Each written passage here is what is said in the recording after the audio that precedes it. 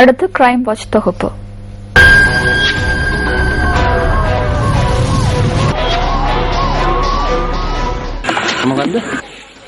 வத்தள மாபோல முத்துராஜவேல மாவட்டத்தில் கூறிய ஆயுதத்தால் கழுத்து வெட்டப்பட்டு பெண்ணொருவர் கொலை செய்யப்பட்டுள்ளார்.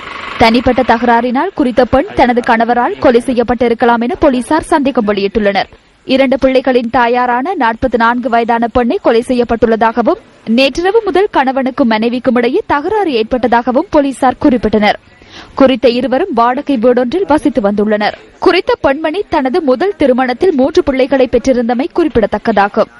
வத்தளை மேலதிக நீதவான் மஞ்சுள ரத்நாயக்க இந்த சம்பவம் தொடர்பில் இன்று முற்பகல் நீதவான் விசாரணைகளை மேற்கொண்டார். கொலையுடன் தொடர்புடைய சந்தேக நபரான குறித்த பெண்ணின் கணவர் காணாமற் போயுள்ளதாக போலீசார் கூறினர்.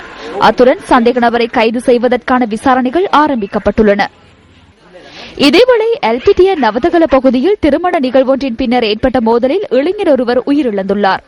நேற்றிரவு இடம்பெற்ற இந்த மோதலின் போது கூறிய ஆயுதத்தினால் குறித்த இளைஞர் தாக்கப்பட்டதாக போலீசார் தெரிவித்தனர். இதன்போது காயமடைந்த இந்த இளைஞர் கராப்பிட்டிய வைத்தியசாலையில் அனுமதிக்கப்பட்டதன் பின்னர் உயிரிழந்துள்ளார். எல்பிட்டிய 9ஆம் மைல்கல் பகுதியைச் சேர்ந்த 25 வயதான இளைஞர் ஒருவரை இவ்வாறு உயிரிழந்துள்ளார்.